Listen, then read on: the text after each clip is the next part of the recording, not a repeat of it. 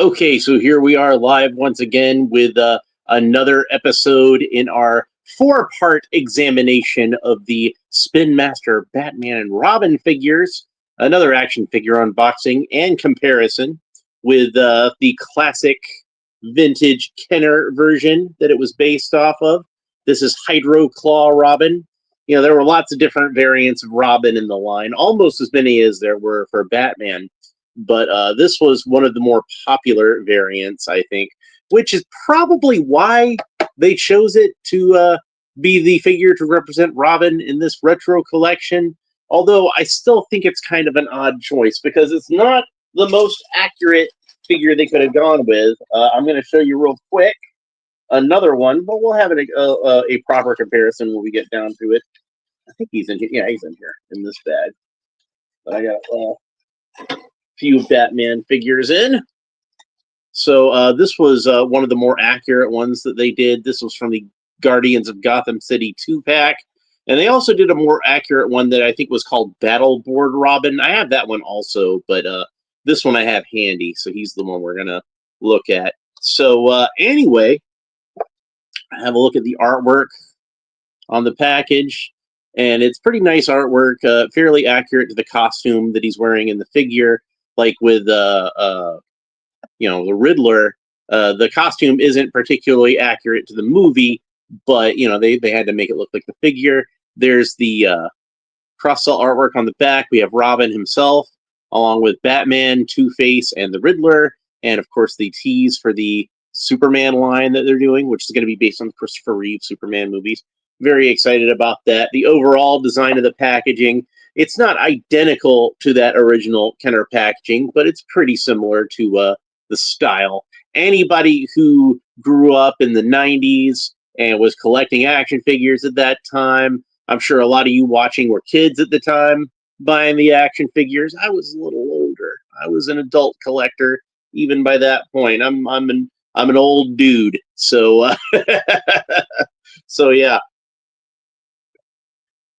I was just out of high school, like a couple of years out of high school, I think, at that point. And, obviously way too old to be playing with action figures at that time, but I was still collecting them because I saw that they were cool. So, yeah, anyway, let's go ahead and open them up. We're going to have a look at the figure. Now, I forgot to talk about the articulation on the Riddler yesterday, but it's nothing to write home about. 5 points of articulation. Same as we're going to get with this guy. So if you're wondering, what the articulation was on the Riddler, that's what it was. All right. So one big difference about this Robin versus Hydro Claw Robin is that this one actually does come with a cape. And the original Hydro Claw Robin did not come with a cape. He came with a backpack that had two large fins on it, and it was like a scuba type backpack with a rebreather attached to it, and also a missile launcher that shot a large claw missile, Hydro Claw Robin. And another difference that you can see right off the bat is that he has a much more accurate Robin emblem that looks much more like what they had in the movie. This is, of course, based on the emblem that Tim Drake was sporting as Robin at the time in the comics, and that was designed by the great Norm Brayfogle, who I've given shout outs. I've mentioned him many times on this channel before. He's one of my favorite Batman artists, and of course, I never hesitate to show off this action figure, which was based on his artwork, and I love it so much. All right, so yeah, this Robin did not come with a cape, but he did come with a bunch of accessories that this one did not come with. Another thing that I think is odd about them choosing this particular Robin, yeah, it was a popular version of the character in terms of action figures. You see a lot of people expressing love for the original Hydro Claw Robin, but a lot of that affection came from the accessories, which this guy does not come with. Oh, well, whatever. Another thing you'll notice right off the bat that's very different from him is the coloring is kind of reversed on the arms and the legs. You can see that the original Hydro Claw Robin actually had black sleeves and black leggings and green boots and gloves, little green knee pads too. But Spin Master's version chooses to go with a more accurate to the movie coloration, and they did a really good job with it. I think the green is just spot on. This is exactly the shade of green that Chris O'Donnell had in the movie. And the red is not quite the same red, but I think it's close enough. If we compare it again with the Guardians of Gotham City figure, you can see that the greens match up almost exactly, and the red is a little closer on the Guardians figure. And you can see the capes are even a similar sort of color. Now, not exactly the same color because the Kenner figure had a plastic molded sort of bronze colored cape. This is pretty accurate to the color on the inside of the cape, but the outside of the cape was painted black. There was a variant to this. There were two different versions. One had a solid black cape, and the other one had a solid bronze cape. And I don't think either one of them was two-toned, but I remember the one that I had when I was younger, I actually did paint the outside of the cape black, so it would look more like in the movie. This one that I more recently acquired, I chose not to do that with. But he does look pretty cool, I think, regardless. So, and you can see the mask is different on this one. It's almost kind of more like Batwoman's mask with the shape of it. This was a mask that a lot of the earlier Batman Forever Robin figures had because they didn't know, they didn't really have enough lead time to, you can see there's a better paint rub there, but it's the same shape. They didn't have a lot of lead time as far as designing some of these characters, and that's why there's not a whole lot of movie accuracy out of that first wave. Like, probably the most movie accurate figure out of the first wave was Two-Face, and even he had like some variations, like he was wearing a double-breasted suit instead of a single-breasted suit. It's kind of ironic. You would think, yeah, Two-Face would have a double-breasted suit, but no, he didn't in the movie. So I think they pretty much just sculpted a suit body and, guessed as to what Tommy Lee Jones was going to look like with the Two-Face makeup, and just painted it when they knew it was going to look. Okay, now we can just paint it to look like that. But neither Robin nor the original Riddler had particularly movie accurate costumes in that first wave, and neither did Batman. But we're going to talk more about that next episode, of course. So let's go ahead and talk about his articulation before I forget. So Robin's head rotates all the way around. And it's pretty stiff, but it does rotate all the way around. And of course, the arms rotate all the way around his shoulders. This is basic. Hi there, Sean Franklin. How you been doing? But yeah, the basic articulation. You see the arms rotate all the way around. Another difference with this figure is that they can't resist messing with the hands on these figures. And thankfully, neither one of these hands are particularly gigantic, like with Two-Face.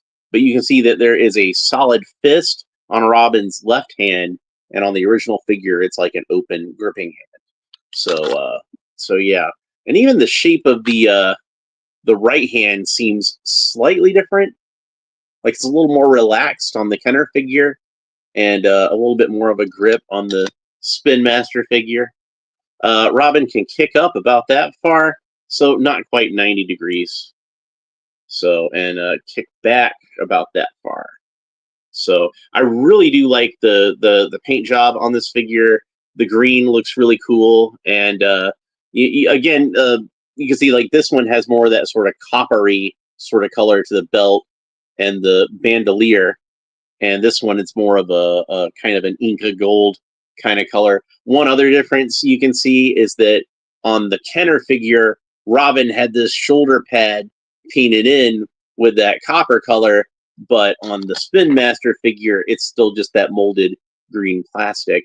So it's a really nice looking Robin figure. It's not, again, particularly accurate to what he looked like in the movie because of the mold that they decided to go with, but it's still a pretty sharp looking figure, I think, just in its own right.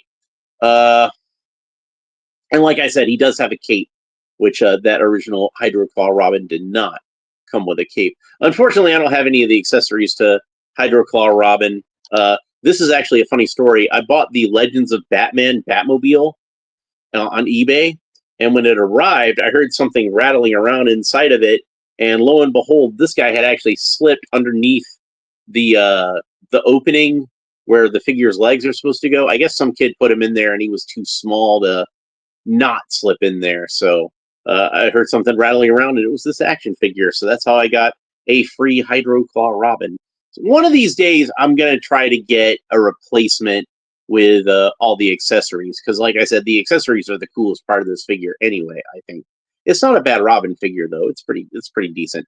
It is kind of funny how the coloration of it with the black sleeves and the black leggings with the green gloves and boots. That's the same color scheme that would eventually be adopted by Damian Wayne when he would eventually become Robin. So anyway, this is a pretty typical Spin Master cape. You can see like the Batmobile version of Batman, the sonar suit Batman. It attaches on 3 little tabs, and 2 of these tabs attach at the shoulders, and one of them attaches at the back. So in the center. So yeah.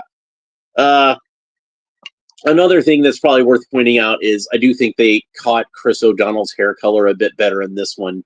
He's kind of ginger in the original figure, which I don't quite understand why they went with that hair color, but it is what it is, I suppose. I want to say like even the Batman and Robin figures still had him with that hair color. You'd think whether they would have figured it out by that point that his hair isn't really that red.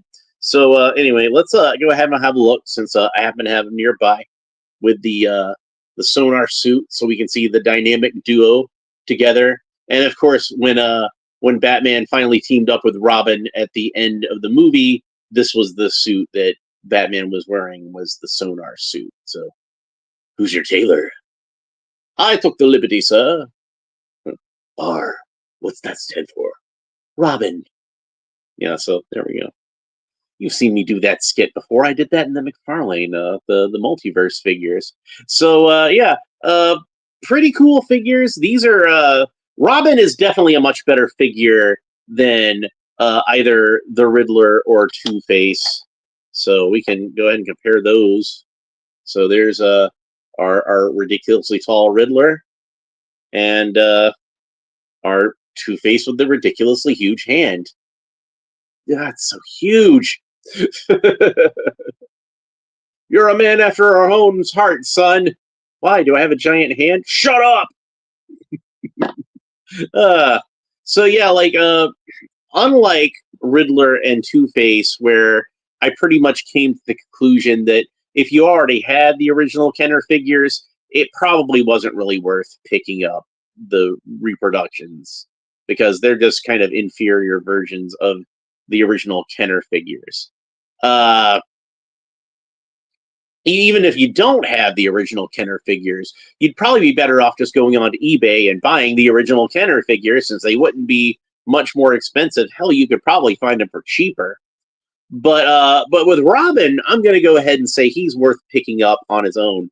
I kind of feel like the difference in the color scheme makes him unique enough from Hydro Claw Robin that both of them can be justified in your collection. In fact, I mentioned this in the Riddler episode when I was talking about that, but there is even a repaint that Kenner did themselves, which was a Target exclusive, oddly enough. And there he is. That one was called Tide Racer Robin. And the main difference was they swapped out the gold and yellow parts for silver, but slightly different colors on the rest of it too, I think.